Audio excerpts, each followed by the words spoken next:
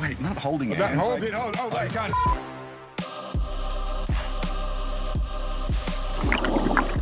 This is Paul. What's up? There was a guy who got his leg and his arm bit off by a shark, and he has this carbon fiber arm and a carbon fiber leg, and he shook my hand. I was scared. I was like, don't crush my hand.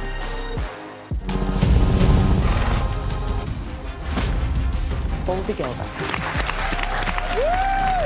You're working for the Australian Navy, and all of a sudden, what happened?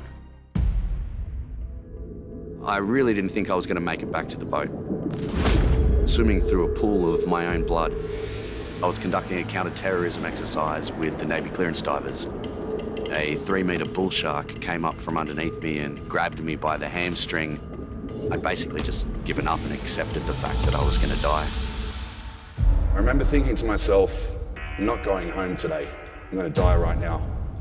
And I look back on who I was when I was younger, when I was lost, when I was struggling, when I was hurting, when I was self-harming, to what I had achieved.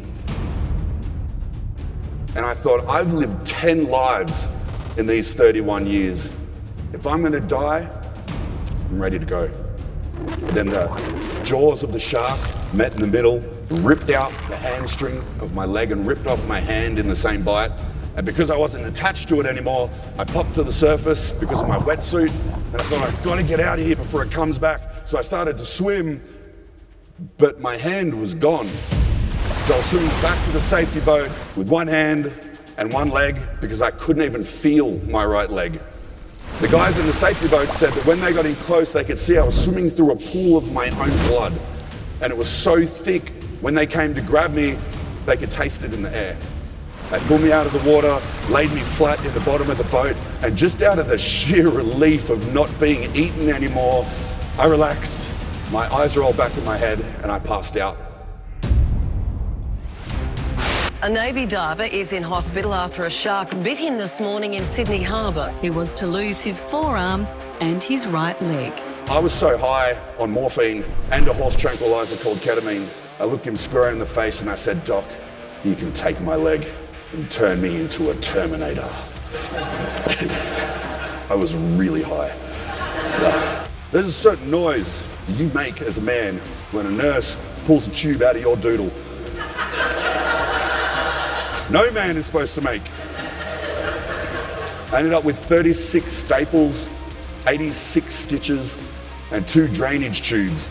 Because they took all of that flesh from the lower part of my leg and put it up here, now when I get an itchy foot, I've got to scratch my bum.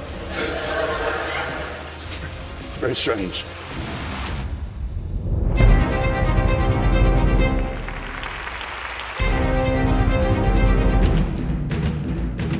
Like, it's easy for me to get up here and say, oh, I got attacked by a shark and my leg popped off and my hand popped off and it really hurt. But like, I can't believe that I'm still alive. Finally, the pain came to an end and I was laying in my hospital bed thinking, okay, what now? I was living the dream. I lived at Bondi Beach. I rode a big black Italian sports bike. I traveled the world with my mates, jumping out of aircraft, shooting guns, going diving. And 8 seconds was going to take it all away from me.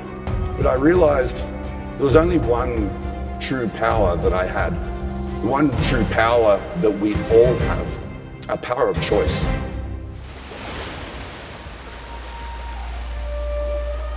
What do I want? Do I want a good life or do I want a bad life? Simple. No one wants a bad life.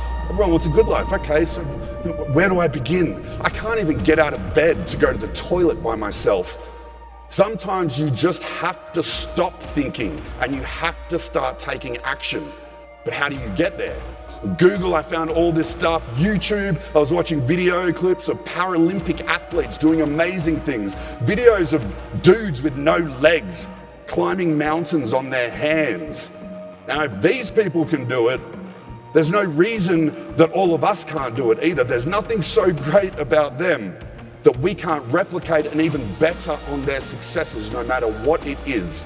The Army taught me this very important mantra way back in basic training. Improvise, adapt, and overcome. If you don't have 2 legs for squats, does that mean you skip leg day? You never skip leg day. Pistol squats, all day long.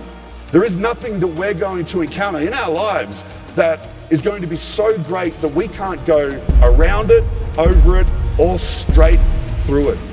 Be crazy enough, silly enough, brave enough, whatever it is, to be scared and do it anyway. And you'll learn as you go. And we can make this choice every day of our life. What do I want? And if you want a good life, then you figure out how to make it good and you follow that path. Just incredible to see. We don't have to wait for these extenuating circumstances. We can do it whenever the hell we want. If we make that simple choice to choose that good life. I am not a standing post, seagull. Uncomfortable is where we grow in body, in soul, in spirit. Learn to love it. Learn to identify it as an opportunity to grow and get bigger and better. We owe it to ourselves to do that, to challenge ourselves. Those little goals and challenges, they eventually turn into impossible dreams. And you think to yourself, wow, I've done all of that. What's next? Improvise, adapt, and overcome.